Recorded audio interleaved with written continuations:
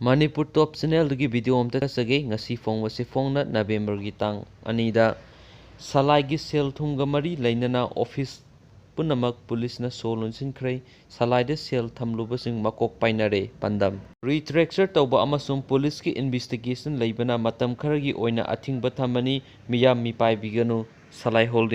Holdings का मरी लेनब cell थुंगी थबक थौरम पुनमक लेबहनखिबगा लोइनना ऑफिसिंग पुलिस न सो लोंसिनखिबदगी Salai Holdings दा सेल थमलुबा मियाम makok peinakhre अमरोमदा Salai Holdings restructure तौबा अमसुम पुलिस की इन्वेस्टिगेशन लेबना मतम खरगी ओइना थोंग लोनबनी हाइना Salai Holdings Private Limited न खुदकता थोखिबा नोटिस अमा थोखरे असि अयु अंगनबदा तेरा कैथेल अमादि उरिपोकता लेबा Salai की बैंक पुलिस न सो लोंसिनखि पुलिस न सो लोंसिनखिबदगी बैंक सिंग असिदा सेल लौबा लाकपा मियाम न खुदोंग चादबा थोखरे कंपनी असिदा सेल थमलुबा मियाम मिपाइनाबा पोक्तुना तेरा लोकट्राकपम लेकाइदा लेबा Salai की हेड ऑफिस ते कैथेलदा लेबा बैंक अमादि उरिपोकता लेबा Salai की ब्रांच ते यामलबा इन्वेस्टर कयाना थोमजिनरखि थवोंग अदुना मरम ओइदुना पामदबा थौदोकसिंग थोक्तनाबा पुलिस न ngak senbagi thabak chatha holding the sel thamlubasing na phongdorakpada lainga amadi Salai Holding ga yanaba amraktuna miyam gi awaba ko khallu thamluba sel adudagi fanglakpa senpham khara aduna imung puba angang sing lairik tamba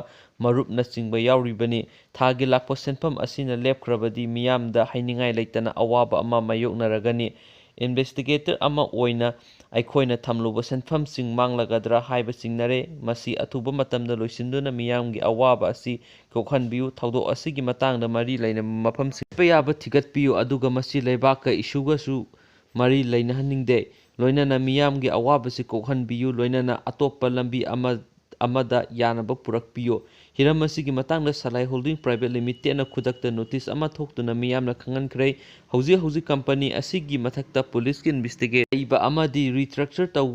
taubana maram oiduna matam kharagi oina sel lokthok loksin lepani sel thamliba singi aningba apamba company asigi maikaidigi manghalloi sel thamliba singna wakhal lana khanbiganu loinana isagi company ni khanna mateng pangbinaba appeal tawrakli notice asi Salai Holding Private Limited ki office sing yauna branch office sing da su thetuna khangan ki myam taba nongai tragusu myam warau pira mathang na mapung phana tawna bhona jage and thank you.